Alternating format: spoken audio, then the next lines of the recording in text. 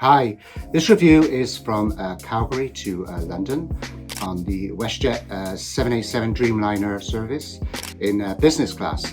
The business class seat that I got, which was very nice, was initially a booking that I did in premium economy.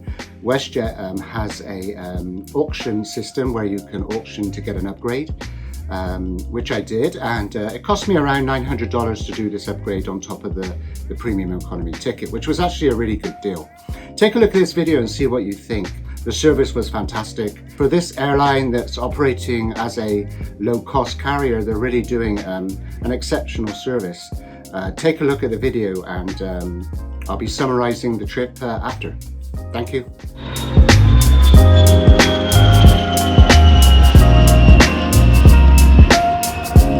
We start the journey off at the Elevation Lounge, which is WestJet's business class lounge at Calgary Airport. It was pretty difficult to find. It was kind of in the corner of one of the terminal buildings, so you do have to hunt for it.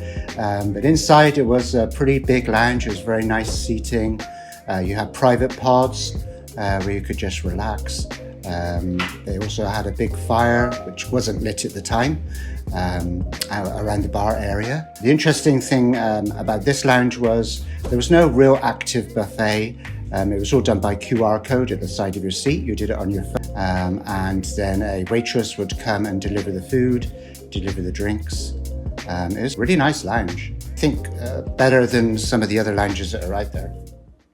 Hi there, so I'm now in the Elevation Lounge at Calgary International Airport. Elevation Lounge is WestJet Business Class lounge area. It's pretty impressive. It's pretty big. There's nice seating. It's very relaxed. Very nice designs here.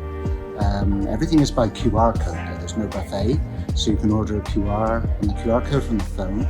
So I just ordered a cocktail and a samosa. I'm just waiting for that to arrive. I'm in my little private booth here. It's kind of nice. Nice and quiet, waiting for the business class flight to London Heathrow. I arrive tomorrow at 12 noon. We leave here at 8 p.m. tonight. It's about a 9-hour flight. Just got off the flight from San Diego to Calgary. That was in what they call premium economy, which is very much like a business class in the US. It's a nice wide seat with a food service, bar service, cocktails. The flight attendants were amazing. And I hope WestJet is able to keep this up for an airline that's based on a low budget. It's a good product. So I'm very excited about flying the Calgary to London route, because that is a flatbed in seat 1K. And got upgraded from premium economy to be able to do that. I'm hoping to do the international premium economy on another flight review real soon. So I'm going to relax a little bit and eat my samosa and drink my cocktail, and then I'm going to take some video snaps around Calgary Airport, which isn't that busy, but it looks very nice. See you in a bit. The first airport to serve Calgary opened in 1914, and this current site became up the late 1930s. It's about 11 miles north of the city of Calgary. It's an international airport. It's one of the main airports for Alberta in Canada. There are two terminals to Calgary Airport, one a domestic terminal and the other one an international terminal. The international terminal is pretty big and serves quite a few international airlines. But it's easy to navigate, and what was nice about the time I flew from Calgary, it wasn't that busy. There weren't many people, despite there were 3 or 4 international flights going out. It was a pretty nice, smooth experience. Inside the airport, they have these little trams that can commute people to and from each part of the terminal building. And they also have special lanes for just flying to America and passengers going inside Canada.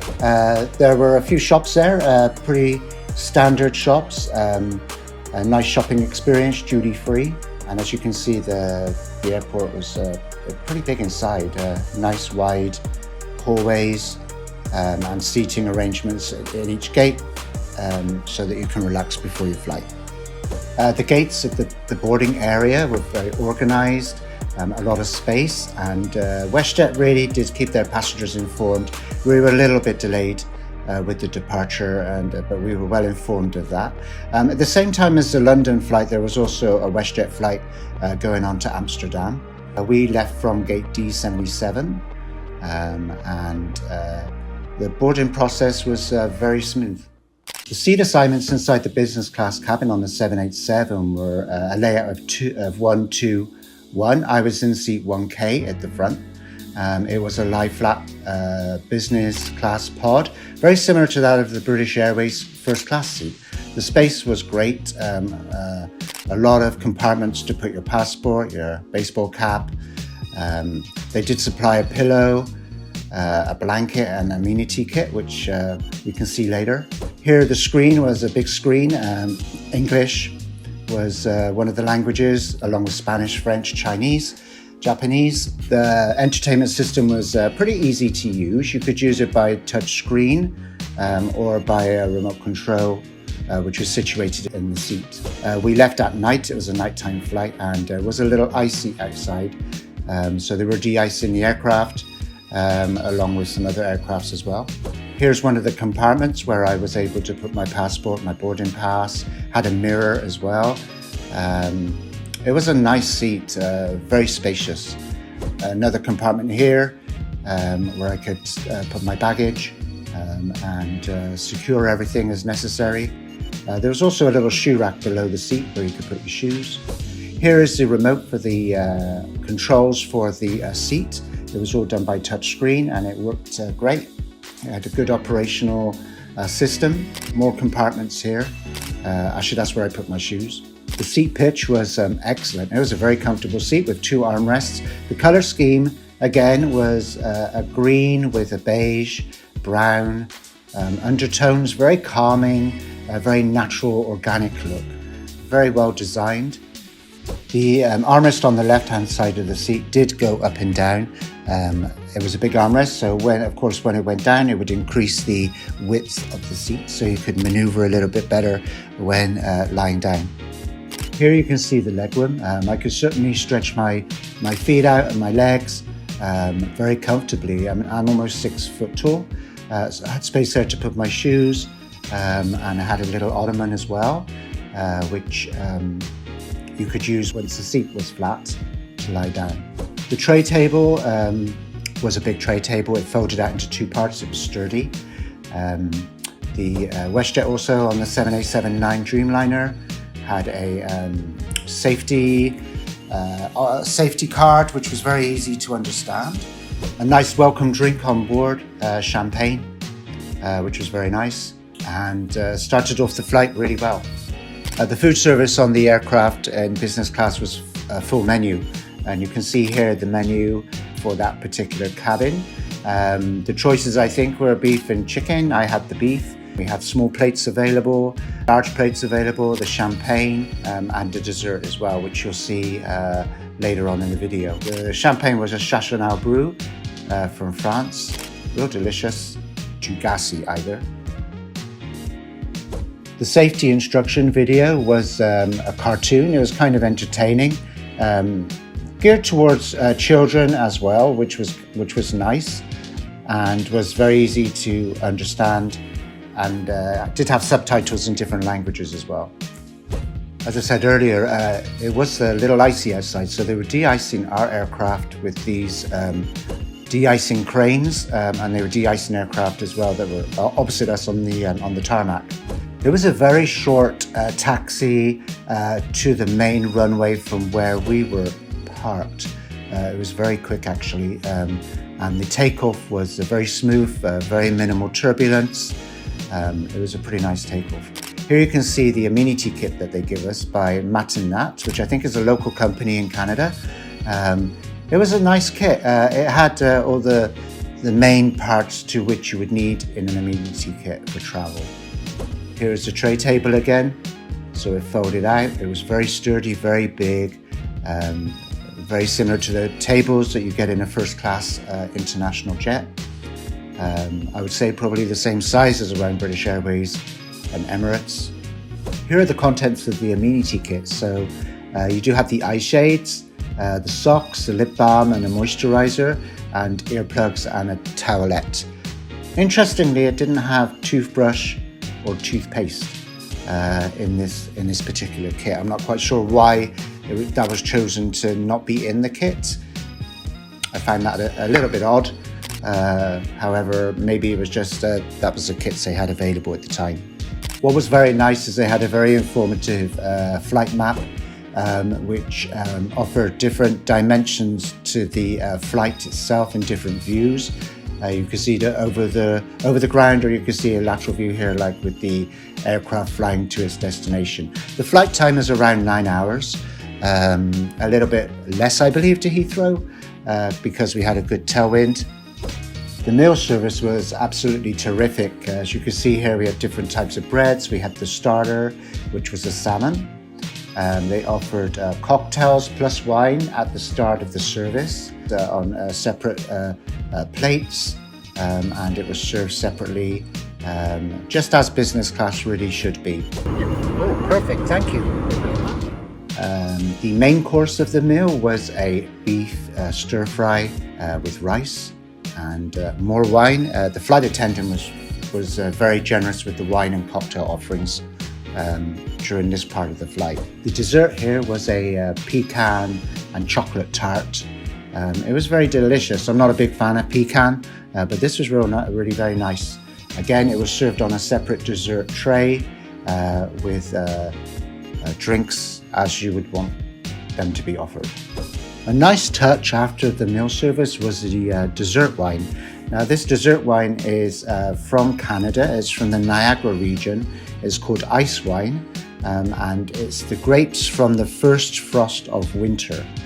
It's done by Peller Estates, as you can see here, and it's called Vidal Blanc.